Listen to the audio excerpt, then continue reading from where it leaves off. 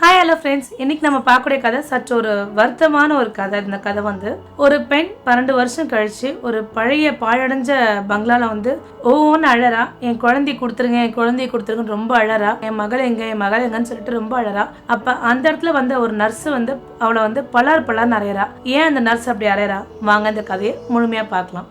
நொய்டால வசிக்கிறாங்க ஒரு பெண்மணி. ஒரு யாரும் இல்லாத இடத்துல ஒரு வீடு இருக்கு, நல்ல ஒரு பெரிய பங்களா இருக்கு. வீட்டுக்குள்ள இருந்து வியாபாரம் பண்ற, எதுக்காகவும் வீட்டை விட்டு வெளில வந்தது கிடையாது. அப்படியே அவன் வாழ்க்கை ரொம்ப நல்லாவே போயிட்டு இருக்கு. இது ரொம்ப சந்தோஷமாவே ஒவ்வொரு நாளும் அவள் கழிச்சிட்டு இருக்கா. திடீர்னு அவர் கர்ப்பம் ஆகுறா. அவ குழந்தைய பெத்துக்கிறா. அவ குழந்தைக்கு அவளுக்குன்னா ரொம்ப உயிர். தினம் அவன் குழந்தைய ரசிச்சு வளர்க்குறா. ஒரு நாளும் ஒரு விஷயம் ரொம்ப ரசிச்சு பார்த்துட்டு இருக்கா. குழந்தைய ரொம்ப பாசமா பாத்துக்கிறா. அவ குழந்தை வந்ததால அவளால வியாபாரம் பார்க்க முடியல. ஏன்னா குழந்தைய பார்த்தா வியாபாரம் பார்க்க முடியாது, வியாபாரம் பார்த்தா குழந்தைய பார்க்க முடியாது. ஏன்னா குழந்தை மேல நிறைய பாசத்தால் என்ன பண்றா, வியாபாரத்தை விட்டுட்டு தான் குழந்தையை பார்த்துட்டு இருக்கா.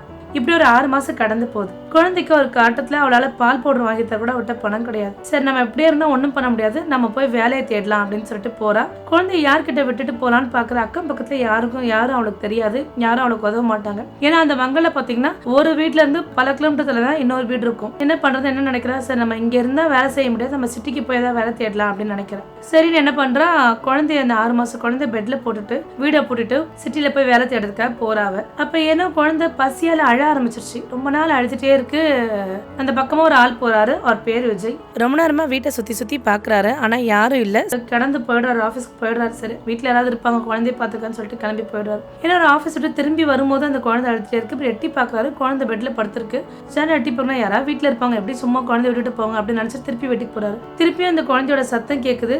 திருப்பி அவர் ஜன்னல்ல பாக்குறாரு, அழுதுட்டே தான் இருக்கு. வீட்டுல யாராவது இருப்பாங்க என்னத்தோட 2வது நாளும் போயிடுறாரு. ஏன்னா 3வது நாளுமே அந்த குழந்தை ரொம்ப அழுதுட்டே இருக்கு. அதாவது தன்னோட எனர்ஜி எல்லாம் போய் ரொம்ப தொண்டெல்லாம் கம்மி போன மாதிரி அழுதுட்டு இருக்கு. ஏன்னா அவருக்கு மனசு தாங்கல. அந்த வீட்டு பக்கமா போய் பாக்குறாரு.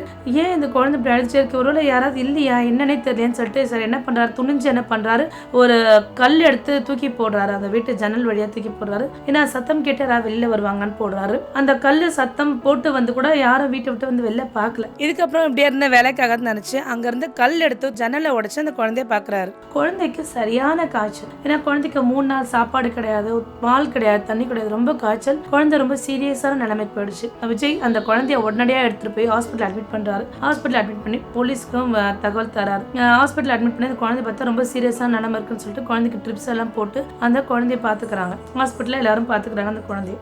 போலீஸாரும் அந்த வீட்டோட உரிமையாளர் யாரு என்னது தேடி பாக்குறாங்க. தேடுறேன் அப்படின்னு சொல்லிட்டு இன்வெஸ்டிகேட் பண்ணிட்டே தான் இருக்காங்க. பக்கத்துல உள்ள எல்லாத்தையும் இன்வெஸ்டிகேட் பண்ணிட்டு இருக்காங்க. ஏன்னா அந்த ஹாஸ்பிட்டல் அட்மிட் பண்ணாங்களே அந்த குழந்தைய, அப்ப அவங்க வந்து ஒரு நர்ஸ் பேர் பூஜா. அந்த பூஜான்ற நர்ஸ் அந்த குழந்தைய வந்து ரொம்ப பாசமா பாத்துக்கிறாங்க. ஏன்னா பூஜா ஒரு அனாத ஆசிரமத்துல வளர்ந்ததால அவளுக்கு அந்த அருமலை என்னன்னு தெரியும். ஏன்னா அந்த குழந்தை மேல பூஜாக்கு ஒரு பெரிய ஈர்ப்பு. தினந்தோறும் அந்த குழந்தைய பாத்துக்கிறது, கரெக்ட் டைம்ல பால் தரது, மெடிசன் தரது அப்படின்னு அந்த குழந்தைய ரொம்ப நல்லாவே பாத்துக்கிறா. இப்படியே நாட்கள் போது. கிட்டத்தட்ட 2 வாரமா குழந்தை ஹாஸ்பிட்டல் அட்மிட் ஆயிருக்கு. ஏன்னா சீரியஸான கண்டிஷன், நார்மல் கண்டிஷன் ஆனதுக்கு அப்புறம் தான் விடணுன்றதுனால இப்படியே குழந்தை எல்லா நர்ஸும் அப்படியே பார்த்துட்டு இருக்காங்க. ஏன்னா பூஜா அதுல குழந்தை மேல அதிகமா அக்கறை எடுத்து பார்த்துட்டே இருக்காங்க. பூஜா தன்னோட டியூட்டி டைம் முடிஞ்ச உடனே வீட்டுக்கு போயிடுறாங்க. வீட்டுக்கு போயிட்டு அடுத்த நாள் வந்து அந்த குழந்தைய காணும். பூஜாக்கு ஒரே அதிர்ச்சி. எங்க குழந்தைய காணும், எங்க பாப்பா காணும் எல்லாருமே கேட்கறாங்க. என்னோட பாப்பா அப்படின்னு கேட்கறாங்க. என்னது உன்னோட பாப்பா, உனக்கு தான் கல்யாணமே ஆகலையே, நீ உன்னோட பாப்பான்னு சொல்ற அப்படின்றாங்க. இல்ல, நான் அந்த குழந்தை என் குழந்தையாவே நினைச்சிருக்கேன். இன்னொன்னு கல்யாணம் ஆகலன்னு சொல்றேன், உன் குழந்தைன்னு சொல்றேன், என் குழந்தை நான் பார்த்துட்டு இருக்கேன், எங்க அந்த குழந்தை விசாரிச்சுட்டு இருக்கா.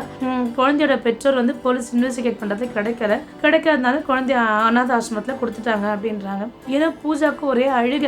ஏன்னா தினந்தோறும் அவ தன்னுடைய குழந்தையாவே அதை பாவிச்சு அவளை நல்லா பாத்துக்க ஆரம்பிச்சிட்டா. ரொம்ப அழுக. அப்புறம் அந்த ஒர்க் பண்ற ஒர்க்கர்ஸ் கிட்ட எல்லாம் கேட்டு இந்த அனாத ஆசிரமம் எங்க இருக்கு அப்படின்னு சொல்லிட்டு போய் தேடி போறா அந்த குழந்தைய பாக்கிறதுக்கு. அந்த குழந்தைய அவளை பூஜா பார்த்தோன்னா அவ்வளவு சந்தோஷம் அந்த குழந்தைக்கு. ஏன்னா பூஜா ரொம்ப அக்கறையை பாத்துக்கிறதால சரி நான் அனாத ஆசிரமத்தை என்ன பண்றேன்னு அந்த குழந்தைய தத்தெடுத்துக்கணும், என்னென்ன ஃபார்மாலிட்டிஸ்ன்னு சொல்லுங்க, நான் அந்த ஃபார்மாலிட்டிஸ் எல்லாம் முடிக்கிறேன் அப்படின்றான். ஏன்னா பூஜா அவங்களுக்கு இன்னும் திருமணம் ஆகலையே, திருமணம் ஆனாலும் ஆகட்டிலும் பரவாயில்ல, எனக்கு அந்த குழந்தை வேணா, அது என்னோட குழந்தை அப்படின்னு சொல்றா. பேப்பர்ஸ் ஒர்க் எல்லாம் பாக்குறா. பார்த்துட்டு அந்த குழந்தைய தன்னோட எடுத்துட்டு வரா. பூஜாக்கு அந்த குழந்தைனா கொல்ல பெரிய ரொம்ப ஆசை. ஒரு நாள் அந்த குழந்தைய பார்த்து வளர்க்குறா. ரொம்ப சந்தோஷமா வரா. ஒரு பருவத்திலயும் நான் சொந்த அம்மா போலவே பாத்துக்கிறா. அப்ப குழந்தை காலையில எடுத்து போய் ஸ்கூல்ல விட்டுட்டு வருவா. ஈவினிங் அவ டியூட்டி முடிச்சுட்டு வரும்போது குழந்தைய கூட்டிட்டு போயிடுவா. இப்படியே நாட்கள் போயிட்டு இருக்கு. பூஜாக்கு தன்னோட குழந்தை தான் உலகம்னு சொல்லிட்டு வாழ்ந்துட்டு இருக்கா. அப்ப பூஜா ஸ்கூல்ல இருந்து ஒரு நாள் மாதிரி அழைச்சிட்டு வரும்போது என்ன பண்றா, அந்த குழந்தை வந்து அம்மா அம்மா அப்பா எங்க அப்படின்னு சொல்லி கேட்குறா.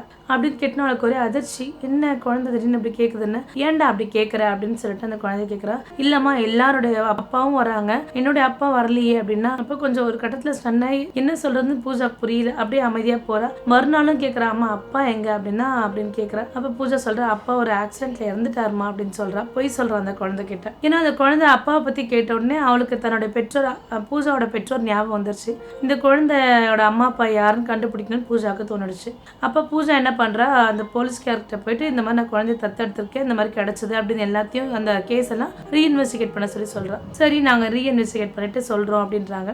போலீஸ் அப்ப சொல்றாங்க, நாங்க நிறைய டைம் அந்த இடத்துல போய் பார்த்தோம், இந்த வீட்டோட ஓனர் யாருன்னே எங்களால் கண்டுபிடிக்க முடியல, ஏன்னா யார் பக்கத்துலயும் கேட்டு பார்த்தோம் யாருன்னே தெரியல அப்படின்றா. அவ போலீஸ் கிட்டே ஒரு கம்ப்ளைண்ட் மாதிரி கொடுத்து அது மாதிரி கண்டுபிடிச்சு சொல்லுங்கன்னு சொல்லிட்டா. அப்ப என்ன பண்றா அப்படின்னா, இந்த குழந்தைய தினமும் ஸ்கூல் கூட்டு போயிட்டு அப்படி சந்தோஷமா இருந்திருக்கா. அவளுக்கு எப்படியா கண்டுபிடிக்கணும்னு சொல்லிட்டு அந்த குழந்தை எங்க கிடைச்சதுன்னு அந்த பங்களா கிட்டேயே ஒரு வீடு எடுத்து தங்கிக்கிறா. தினமும் அந்த வழியா போவா, யாராவது இந்த வீட்டை திறப்பாங்களா போக மாட்டாங்களான்னு சொல்லிட்டு அப்படியே தினமும் பார்த்துட்டே வருவா. கிட்டத்தட்ட ஒரு 4 வருஷம் இப்படியே கடந்துருச்சு. ஒரு நாள் என்ன பண்ணுது, அங்க திடீர்னு ஒரு பெண் குரல் கேட்குது. அதாவது ஒரு 12 வருஷம் கழிச்சு ஒரு பெண் குழந்தை கேட்குது, தேம்பி அழுறா, என் மகளை என்கிட்ட கொடுத்துருங்கன்னு சொல்லிட்டு அழறா. அப்ப அங்க பூஜா அங்க போய் பாக்குறா, யார் நீங்க அப்படின்னு போய் பார்க்கும்போது அப்ப புரிஞ்சுக்கிறா, நம்ம வளர்க்குற பெண்ணோட தாய் அப்படின்னு புரிஞ்சுக்கிறா. அப்படின்னு என் குழந்தைய கொடுத்துருங்க ஒரே அழுதுட்டு இருக்கா அந்த பங்களாக்குள்ள, பாழடைஞ்ச பங்களாக்குள்ள போய். அப்படி என்னமோது இந்த என் குழந்தைய நான் இங்கதான் விட்டுட்டு போனேன், என் குழந்தைய காரணம். அப்ப பூஜாவுக்கு ரொம்ப கோவம் வந்துருச்சு. வந்து ஒரு 10 அடி அந்த கண்ணத்திலே பல்லார் அரைஞ்சிடறா. 12 வருஷத்துக்கு முன்னாடி விட்டுட்டு போன குழந்தை இப்போ வந்து தேடுறியா, நீலாம் ஒரு தாயா அப்படின்னு சொல்லிட்டு ரொம்ப கோவமா போறா. அப்ப நீ எங்க போன அப்படின்னு சொல்லிட்டு பூஜா ரொம்ப கோவமா ரொம்ப ஆத்திரமாவும் கோவமாவும் கேட்கறா. இல்ல 12 வருஷத்துக்கு முன்னாடி நான் சிட்டியில போய் குழந்தை வந்து ரொம்ப பசியா இருந்துச்சு, நான் ஏதாவது வேலை தேடணும், இல்லாட்டினா குழந்தை செத்துருன்ற இதுக்காக நான் வேலை தேடுறதுக்கு போனேன். ஏன்னா எனக்கு ஆக்சிடென்ட் ஆகி நான் ஒரு 12 வருஷமாவே கோமாலதான் இருந்தேன், இப்பதான் எனக்கு சுயநலவு தெரிஞ்சு நான் வந்திருக்கேன் அப்படின்றா. அப்படின்னும் போது அப்ப இன்னும் அவளுக்கு கோவம் ஆத்திரம் தாங்கல. உனக்குலாம் அறிவு இருக்கா, 6 மாச குழந்தைய விட்டுட்டு நீ போய் எப்படி ஒரு வேலையை தேடுவேன், அந்த குழந்தைய நீ கையால தானே கூட்டிட்டு போயிருக்கணும் அப்படின்னா நான் உடனே வந்துடலான்ற எண்ணத்தோட தான் போனேன். நீ எல்லாம் ஒரு தாய்க்கே சரியான அவலம், நீ உன்னெல்லாம் தாயின்னே சொல்லிக்க முடியாது, ரொம்ப கேவலமா திட்டுறா. என் குழந்தை எப்படி இருக்கு இருந்தாலும் அவ தாயா தன்னோட இதையே கேட்கறா. என்ன உன் குழந்தை எப்படி இருக்குன்னு வீட்டுல இருந்து ஏதாவது பார்க்க வேண்டியது அப்படின்னு சொல்றா.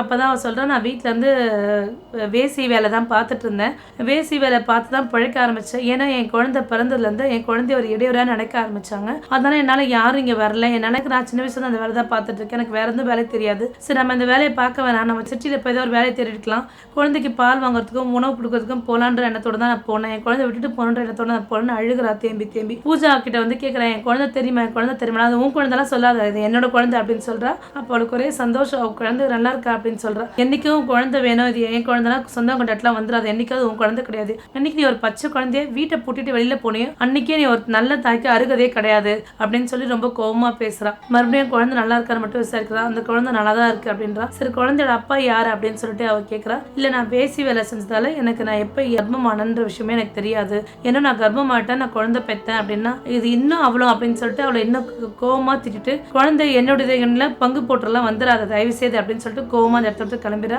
ஏன்னோ சாவித்திரி தேவி அந்த குழந்தைய ஒரு தடவை நான் பார்த்துறேன்னு சொல்லிட்டு தூரமா இருந்து அந்த குழந்தைய பார்த்துட்டு அவளை கையெடுத்து கும்பிட்டு அந்த இடத்த விட்டு அவ கிளம்பிடுறா. ஏன்னா பூஜாவுக்கு தன்னோட குழந்தைய யார்கிட்டயும் கொடுக்க விருப்பமே கிடையாது. பூஜா தன்னுடைய குழந்தையாவே வளர்த்துட்டு இருக்கா. ஒரு நாளும் இப்படியே போயிட்டு இருக்கா. ஒரு சிங்கிள் பேரண்டிங்க பூஜா தன்னுடைய குழந்தைய ரொம்ப அழகா வளர்க்குறா. பெண் பிள்ளைக்கு நல்ல பாதுகாப்பும் நல்ல விஷயங்களை சொல்லி ஒரு சொந்த தாய் போலவே அந்த குழந்தைய ரொம்ப நல்லாவே பார்த்துக்கிறா. அந்த குழந்தை வந்து இது தன்னோட சொந்த தாய் இல்லைன்னு தெரிஞ்சுட்டாலும் தன்னோட சொந்த தாயாவே பாவிச்சு அவங்க 2 பேரும் அவ்வளவு அந்யோன்யமா பாசமா இருக்காங்க. தன்னுடைய சொந்த குழந்தைக்கு என்ன செய்வாளோ பூஜா அதே மாதிரியே தான் இந்த குழந்தைக்கும் செஞ்சா. என்ன அப்படின்னா இந்த குழந்தைய நல்லா படிக்க வைக்கிறா. அது மட்டும் இல்லாம இந்த குழந்தைய தன்னோட தாய் அருமையை புரிஞ்சு நல்லா படிக்க ஆரம்பிச்சது.